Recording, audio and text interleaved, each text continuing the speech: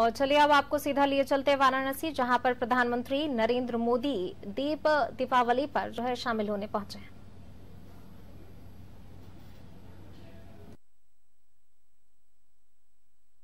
भाइयों और बहनों, आस्था से जुड़ी जगह हो या फिर किसी विशेष काम की, लोग कहीं भी आने जाने से पहले ये जरूर देखते हैं कि वहां आना जाना कितना आसान है।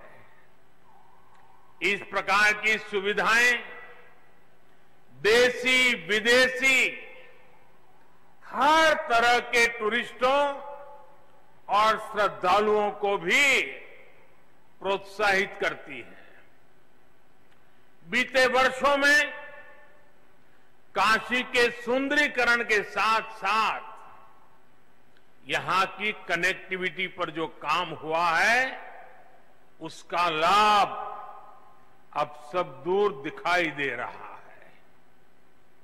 नई हाईवे बनाना हो,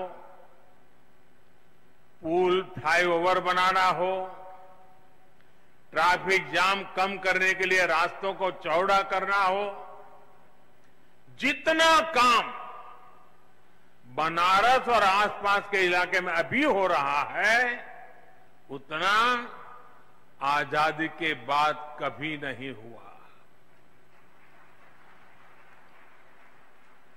बनारस का सेवक होने के नाते मेरा प्रयास यही है कि बनारस के लोगों की दिक्कतें कम हो, उनका जीवन और आसान बने। पिछले 6 वर्षों में बनारस में हजारों करोड़ रुपए के प्रोजेक्ट तेजी से पूरे किए गए हैं और बहुत सारी परियोजनाओं पर काम चल रहा है। एयरपोर्ट से शहर को जोड़ने वाली सड़क आज बनारस में विकास कार्यों की पहचान बन गई है। रेलवे स्टेशन की कनेक्टिविटी भी बेहतर हुई है। यहां से कुछ दूरी पर ही रिंग रोड फेज 2 का भी कार्य तेजी से चल रहा है। इसके पूरा होने से सुल्तानपुर, आजमगढ़ और गाजीपुर से आने जाने वाले भारी वाहन, भारी व्हीकल्स शहर में एंट्री लिए बिना सीधे इस नए 6 लेन हाईवे से निकल सकेंगे। वहीं जिन दूसरे हाईवे पर निर्माण कार्य चल रहा है, वो भी जल्द ही पूरा करने का प्रयास किया जा रहा है। इन हाईवे के बनने से वाराणसी, लखनऊ, आजमगढ़ और गोरखपुर की यात्रा और आसान हो जाएगी। भाइयों और बहनों, अच्छी सड़कें, अच्छे रेल मार्ग, अच्छी और सस्ती हवाई सुविधाएं ये समाज के हर वर्ग को सुविधा देती है। विशेष तौर पर गरीब को, छोटे उद्यमियों को, मध्यम वर्ग को इसका सबसे ज्यादा लाभ मिलता है। जब निर्माण कार्य चलता है तो अनेक लोगों को रोजगार मिलता है। जब ये प्रोजेक्ट बनकर तैयार होते हैं तो समय बचता है, खर्च कम होता और परेशानी भी कम होती है। कोरोना के इस समय में भी श्रमिक साथियों के लिए रोजगार का बहुत बड़ा माध्यम इंफ्रास्ट्रक्चर के ये प्रोजेक्ट ही बने हैं। भाई और बहनों, मुझे खुशी है कि उत्तर प्रदेश में योगी जी और उनकी पूरी टीम ने सरकार बनने के बाद यहां भी इंफ्रास्ट्रक्चर निर्माण में अभूतपूर्व तेजी आई है। पहले उत्तर प्रदेश के इंफ्रास्ट्रक्चर की स्थिति क्या थी, ये आप सभी भली भांति जानते हैं। आज उत्तर प्रदेश की पहचान एक्सप्रेस प्रदेश के रूप में सशक्त हो रही है।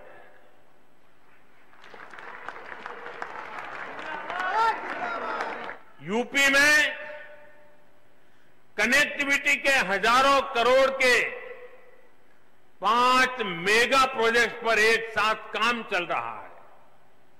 आज पूर्वांचल हो, बुंदेलखंड हो, पश्चिमी उत्तर प्रदेश हो, हर कोने को एक्सप्रेस वे से जोड़ा जा रहा है। देश के 2 बड़े और आधुनिक डिफेंस कॉरिडोर में से एक हमारे उत्तर प्रदेश में ही बन रहा है। भाइयों बहनों, रोड ही नहीं बल्कि एयर कनेक्टिविटी को भी सुधारा जा रहा है। 3-4 साल पहले यूपी में सिर्फ 2 बड़े एयरपोर्ट ही प्रभावी रूप से काम कर रहे थे। आज करीब 1 दर्जन एयरपोर्ट यूपी में सेवा के लिए तैयार हो रहे हैं। यहां वाराणसी के एयरपोर्ट के विस्तारीकरण का काम चल रहा है। प्रयागराज में एयरपोर्ट टर्मिनल जितनी तेजी से बना, उसने एक नया रिकॉर्ड ही बना दिया था। इसके अलावा कुशीनगर के एयरपोर्ट को भी इंटरनेशनल एयरपोर्ट के रूप में विकसित किया जा रहा है। नोएडा के जेवर में इंटरनेशनल ग्रीनफील्ड एयरपोर्ट पर भी तेजी से काम चल रहा है। साथियों, जब किसी क्षेत्र में आधुनिक कनेक्टिविटी का विस्तार होता है तो इसका बहुत बड़ा लाभ हमारे किसानों को भी होता है, खेती को होता है। बीते वर्षों में निरंतर ये प्रयास हुआ है कि गांवों में आधुनिक सड़कों के साथ साथ भंडारण की, कोल्ड स्टोरेज की आधुनिक व्यवस्थाएं खड़ी की जाए। हाल में इसके लिए 1 लाख करोड़ रुपए का स्पेशल फंड भी किसानों के लिए बनाया गया है। इसी साल देश के इतिहास में पहली बार चलते फिरते कोल्ड स्टोरेज यानी किसान रेल शुरू की गई है। इन प्रयासों से किसानों को नए बाजार मिल रहे हैं, बड़े शहरों तक उनकी पहुंच और बढ़ रही है और इसका सीधा प्रभाव ये पड़ रहा है, यानी कि उनकी आय पर भी इसका प्रभाव पड़ रहा है। साथियों, वाराणसी सहित पूर्वांचल में ही जो बेहतरीन इंफ्रास्ट्रक्चर तैयार हुआ है, उसका बहुत अधिक लाभ इस पूरे क्षेत्र को हुआ है। वाराणसी में पेरिसेबल कार्गो सेंटर बनने के कारण अब यहां के किसानों को अब फल और सब्जियों को स्टोर करके रखने और उन्हें आसानी से बेचने की बहुत बड़ी सुविधा मिली है। इस स्टोरेज कैपेसिटी के कारण पहली बार यहां के किसानों की उपज बड़ी मात्रा में विदेशों में निर्यात हो रही है। आज बनारस का लंगड़ा और बनारस की दशहरी आम लंदन और मिडल ईस्ट में अपनी खुशबू बिखेर रहा है। अब बनारस के आम की डिमांड विदेशों में भी निरंतर बढ़ रही है। अब यहां जो पैकेजिंग की सुविधाएं तैयार हो रही है, उस वजह से पैकिंग के लिए दूसरे बड़े शहरों में जाने की जरूरत अब नहीं रहेगी। आम के अलावा इस साल यहां की ताजा सब्जियां भी दुबई और लंदन पहुंची है। ये एक्सपोर्ट हवाई मार्ग से हुआ है, यानी बेहतर हवाई सेवाओं का सीधा लाभ यहां के छोटे से छोटे किसानों को हो रहा है। गंगा जी पर जो देश का पहला इनलैंड वाटरवे है, इसका उपयोग किसानों की उपज के ट्रांसपोर्ट के लिए अधिक से अधिक कैसे हो, इस पर भी काम हो रहा है। साथियों, सरकार के प्रयासों और आधुनिक इंफ्रास्ट्रक्चर से किसानों को कितना लाभ हो रहा है, इसका एक बेहतरीन उदाहरण चंदौली का काला चावल, ब्लैक राइस है। ये चावल चंदौली के किसानों के घरों में समृद्धि लेकर के आ रहा है। चंदौली के किसानों की आय को बढ़ाने के लिए 2 साल पहले काले चावल की एक वैरायटी का प्रयोग यहां किया गया था। पिछले साल खरीफ के सीजन में करीब 400 किसानों को ये चावल उगाने के लिए दिया गया। इन किसानों की एक समिति बनाई गई, इसके लिए मार्केट तलाश किया गया। सामान्य चावल जहां 35-40 रुपए किलो के हिसाब से बिकता है, वहीं यहां बेहतरीन काला चावल 300 रुपये तक बिक रहा है। बड़ी बात यह भी है कि ब्लैक राइस को विदेशी बाजार भी मिल गया है। पहली बार ऑस्ट्रेलिया को यह चावल निर्यात हुआ है, वो भी करीब 850 रुपये किलो के हिसाब से। यानी जहां धान का एमएसपी 1800 रुपये है, वहीं काला चावल 8,500 रुपये प्रति क्विंटल बिका है। मुझे बताया गया है कि इस कामयाबी को देखते हुए इस बार के सीजन में लगभग 1000 किसान परिवार काले चावल की खेती कर रहे हैं। भाइयों और बहनों, किसान को आधुनिक सुविधाएं देना, छोटे किसानों को संगठित करके उनको बड़ी ताकत बनाना, किसानों की आय बढ़ाने के प्रयास निरंतर जारी है।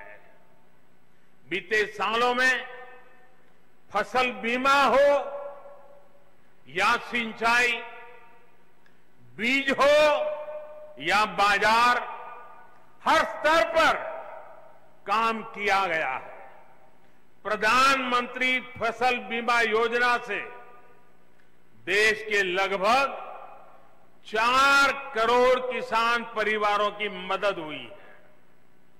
प्रधानमंत्री कृषि सिंचाई योजना से लगभग 87 लाख हेक्टेयर जमीन माइक्रो इरिगेशन के दायरे में आ चुकी है। लगभग 77,000 करोड़ रुपए के इरिगेशन प्रोजेक्ट पर तेजी से काम चल रहा है। लेकिन साथियों, सफल प्रकल्प ही काफी नहीं होते। इसके साथ साथ किसानों को उस बड़े और व्यापक मार्केट का लाभ भी मिलना चाहिए जो हमारा देश, दुनिया के बड़े बाजार हमारे किसानों को उपलब्ध कराते हैं। इसलिए विकल्प के माध्यम से किसानों को सशक्त करने का रास्ता अपनाया गया है। किसान हित में किए गए कृषि सुधार ऐसे ही विकल्प किसान को देते हैं। अगर किसान को कोई ऐसा खरीदार मिल जाए जो सीधा खेत से उपज उठाए, जो ट्रांसपोर्ट से लेकर लॉजिस्टिक के हर प्रबंध करे और बेहतर कीमत दे, तो क्या किसान को अपनी उपज उसे बेचने की आजादी मिलनी चाहिए कि नहीं मिलनी चाहिए? भारत के कृषि उत्पाद पूरी दुनिया में मशहूर है। क्या किसान की इस बड़े मार्केट और ज्यादा दाम तक किसान की पहुंच होनी चाहिए कि नहीं होनी चाहिए? अगर कोई पुराने सिस्टम से ही लेन देन को ठीक समझता है तो उस पर भी इस कानून में कहां कोई रोक लगाई है भाई?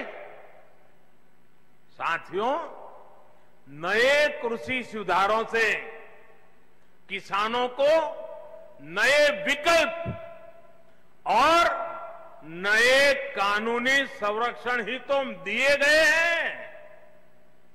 पहले तो मंडी के बाहर हुए लेन देन ही गैर कानूनी माने जाते थे। ऐसे में छोटे किसानों के साथ अक्सर धोखा होता था, विवाद होते थे, क्योंकि छोटा किसान तो मंडी पहुंच ही नहीं पाता था। अब ऐसा नहीं है।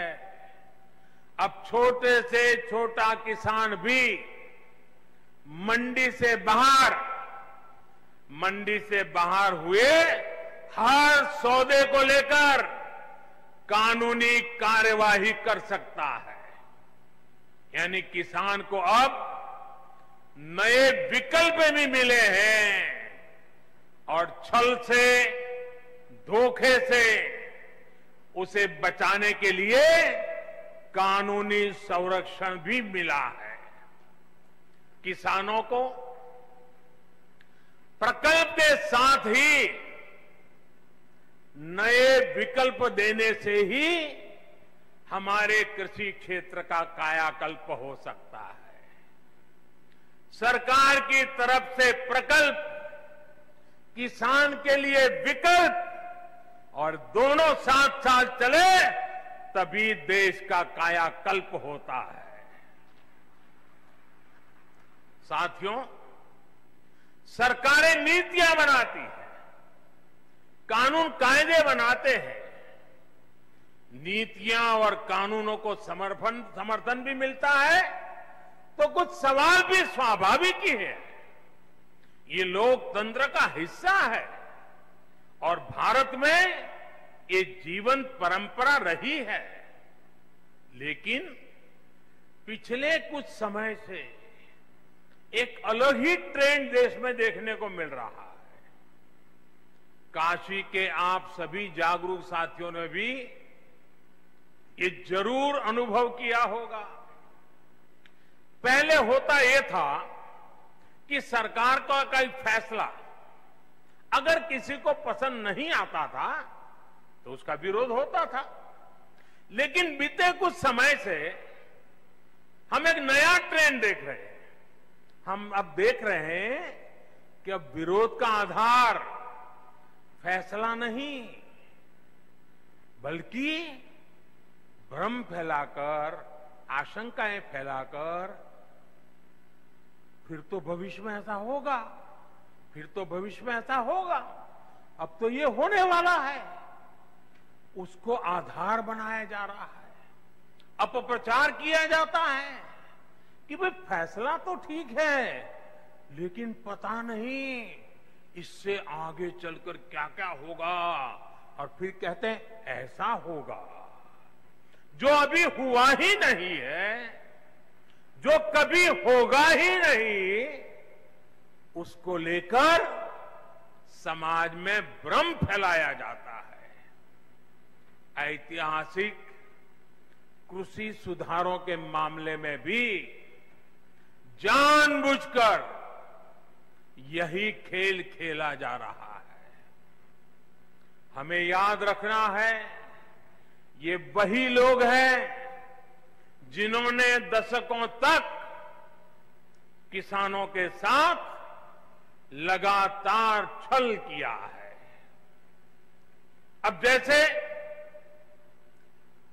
एमएसपी तो घोषित होता था, लेकिन एमएसपी पर खरीद बहुत कम की जाती थी।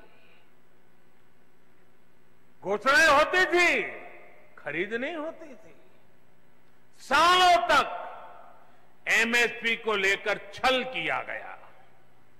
किसानों के नाम पर बड़े बड़े कर्ज माफी के पैकेज घोषित किए जाते थे, लेकिन छोटे और सीमांत किसानों तक ये पहुंचते ही नहीं थे।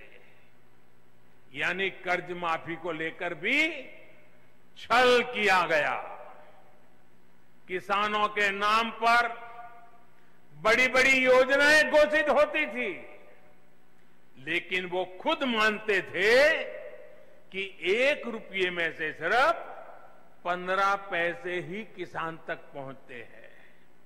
यानी योजनाओं के नाम पर छल, किसानों के नाम पर खाद पर बहुत बड़ी सब्सिडी दी गई, लेकिन ये फर्टिलाइजर खेत से ज्यादा काला बाजारियों के पास पहुंच जाता था।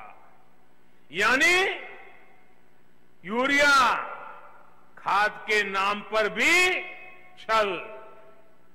किसानों को प्रोडक्टिविटी बढ़ाने के लिए कहा गया, लेकिन प्रॉफिटेबिलिटी किसान के बजाय किसी और की सुनिश्चित की गई।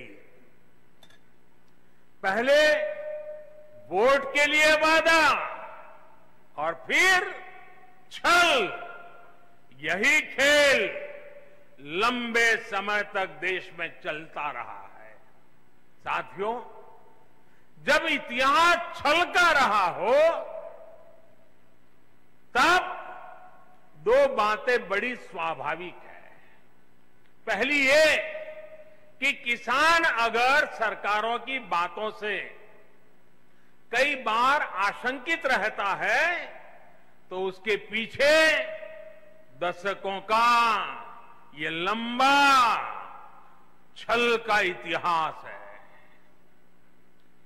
और दूसरी ये कि जिन्होंने वादे तोड़े, छल किया, उनके लिए ये झूठ फैलाना एक प्रकार से आदत बन गई है, मजबूरी बन चुका है। जो पहले होता था वैसा ही अब भी होने वाला है, क्योंकि उन्होंने ऐसा ही किया। इसलिए वही फॉर्मूला लगा करके आज भी देख रहे हैं। लेकिन जब इस सरकार का ट्रैक रिकॉर्ड देखोगे, तो सच आपके सामने खुल करके आ जाएगा। हमने कहा था कि हम यूरिया की कालाबाजारी रोकेंगे और किसानों को पर्याप्त यूरिया देंगे। बीते 6 साल में यूरिया की कमी नहीं होने दी। पहले तो यूरिया ब्लैक में लेना पड़ता है। यूरिया के लिए रात रात लाइन में ला करके रात को बाहर ठंड में सोना पड़ता था, और कई बार यूरिया लेने वाले किसानों पर लाठीचार्ज की घटनाएं होती थी। आज ये सब बंद हो गया।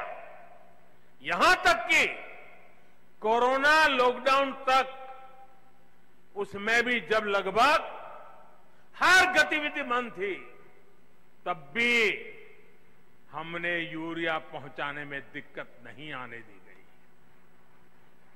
हमने वादा किया था कि स्वामीनाथन आयोग की सिफारिश के अनुकूल लागत का 1.5 गुना एमएसपी देंगे। ये वादा सिर्फ कागज पर ही नहीं, ये वादा हमने पूरा किया। और इतना ही नहीं, किसान के बैंक खाते तक पैसे पहुंचे, इसका प्रबंध किया। साथियों, सिर्फ दाल की ही बात करें, पल्सेस की बात करें, 2014 से पहले के 5 सालों में, हमारे जो पहले वाली सरकार थी उसके 5 सालों में लगभग 650 करोड़ रुपए की ही दाल किसान से खरीदी गई थी। कितनी? 650 करोड़। कितना भैया, जरा बताइए, पूरे देश में कितना? 650 करोड़।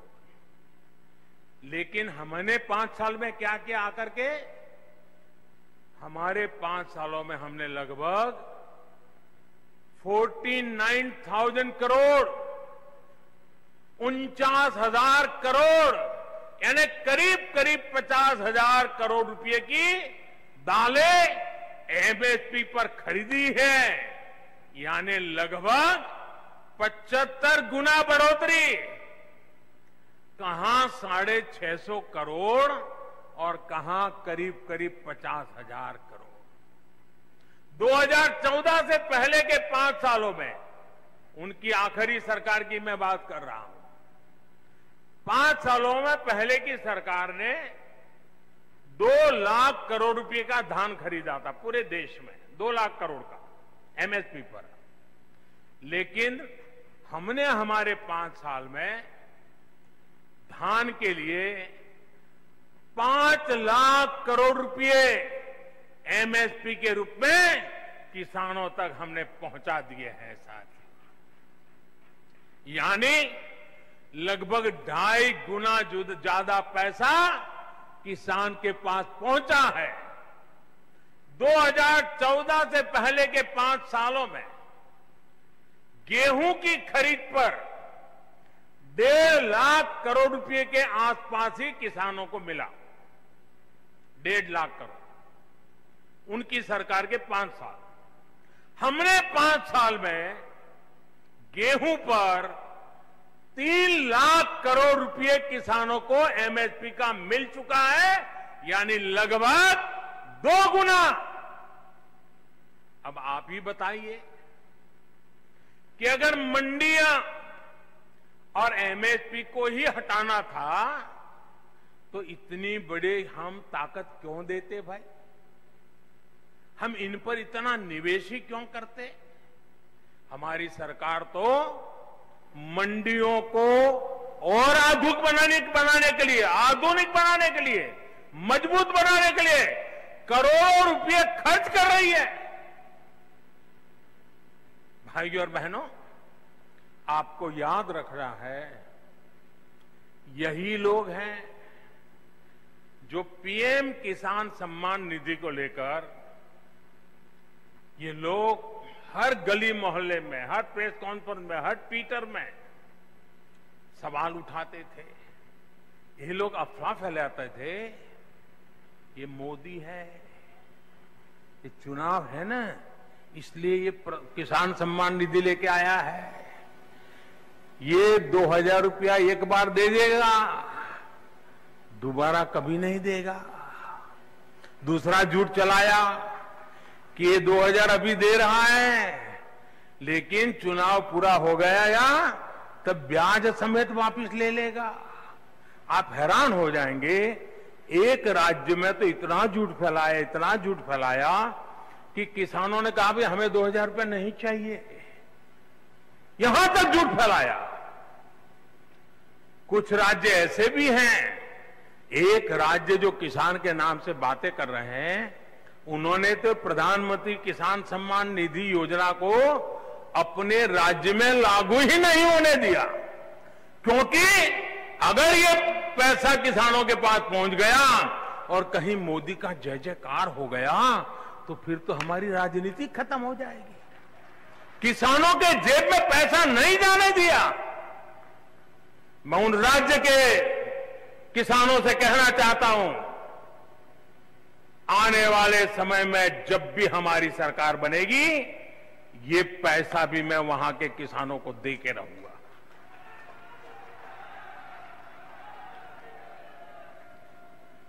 साथियों, देश के 10 करोड़ से ज्यादा किसान परिवारों के बैंक खाते में सीधी मदद दी जा रही है और ये प्रधानमंत्री किसान सम्मान निधि के द्वारा लगातार चल रहा है।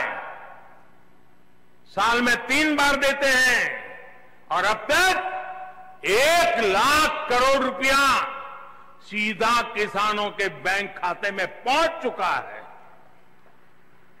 साथियों, हमने वादा किया था कि किसानों के लिए पेंशन योजना बनाएंगे। आज पीएम किसान मानधन योजना लागू है और बहुत कम समय में ही 21 लाख किसान परिवार इसमें जुड़ भी चुके हैं। भाइयों और बहनों, वादों को जमीन पर उतारने के इसी ट्रैक रिकॉर्ड के बल पर किसानों के हित में नए कृषि सुधार कानून लाए गए हैं। किसानों को न्याय दिलाने में ये कितने काम आ रहे हैं, ये आए दिन हम जरूर देखेंगे, अनुभव करेंगे और मुझे विश्वास है मीडिया में भी इसकी सकारात्मक चर्चाएं होगी और हमें देखने भी मिलेगा, पढ़ने को भी मिलेगा। मुझे एहसास है कि दशकों का छलावा किसानों को आशंकित करता है। किसानों का दोष नहीं है, लेकिन मैं देशवासियों को कहना चाहता हूं, मैं मेरे किसान भाई बहनों को कहना चाहता हूं और मां गंगा के घाट पर से कहना चाहता हूं, काशी जैसी पवित्र नगरी से कह रहा हूं, अब छल से नहीं, गंगा जल जैसी पवित्र नीयत के साथ काम किया जा रहा है। भाइयों और बहनों, आशंकाओं के आधार पर भ्रम फैलाने वालों की सच्चाई लगातार देश के सामने आ रही है। जब एक विषय पर इनका झूठ किसान समझ जाते हैं तो ये दूसरे विषय पर झूठ फैलाने लग जाते हैं। 24/7 उनका यही काम है। देश के किसान इस बात को भली भांति समझते हैं। जिन किसान परिवारों की अभी भी कुछ चिंताएं हैं, कुछ सवाल है, तो उनका जवाब भी सरकार निरंतर दे रही है, समाधान करने का भरपूर प्रयास कर रही है। मां अन्नपूर्णा के आशीर्वाद से हमारा अन्नदाता आत्मनिर्भर भारत की अगुवाई करेगा। मुझे विश्वास है आज जिन किसानों को कृषि सुधारों पर कुछ शंकाएं हैं, वो भी भविष्य में इन कृषि सुधारों का लाभ उठाकर अपनी आय बढ़ाएंगे, ये मेरा पक्का विश्वास है।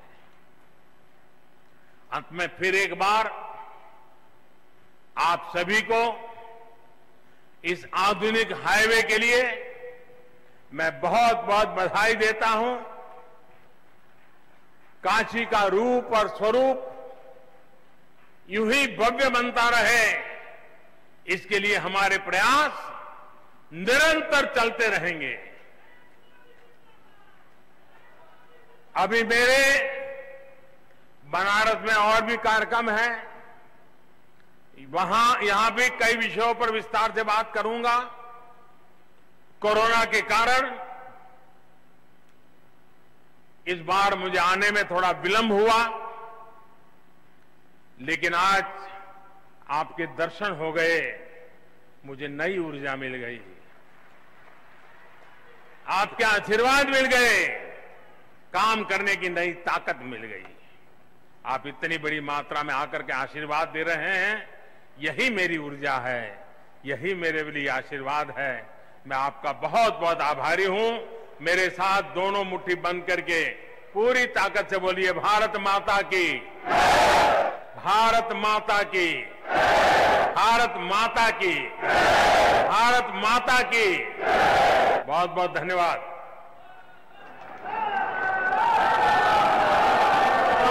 धन्यवाद माननीय प्रधानमंत्री जी। आपकी वाणी, आपका व्यक्तित्व, आपका सानिध्य और आपके विचार हमेशा जीवन को श्रेष्ठतम रूप से जीने की प्रेरणा देते हैं। आपको अपने बीच पाकर समूची काशी आह्लादित है और जगमगा रही है। आपका बहुत बहुत धन्यवाद, आभार, अभिवादन, प्रणाम।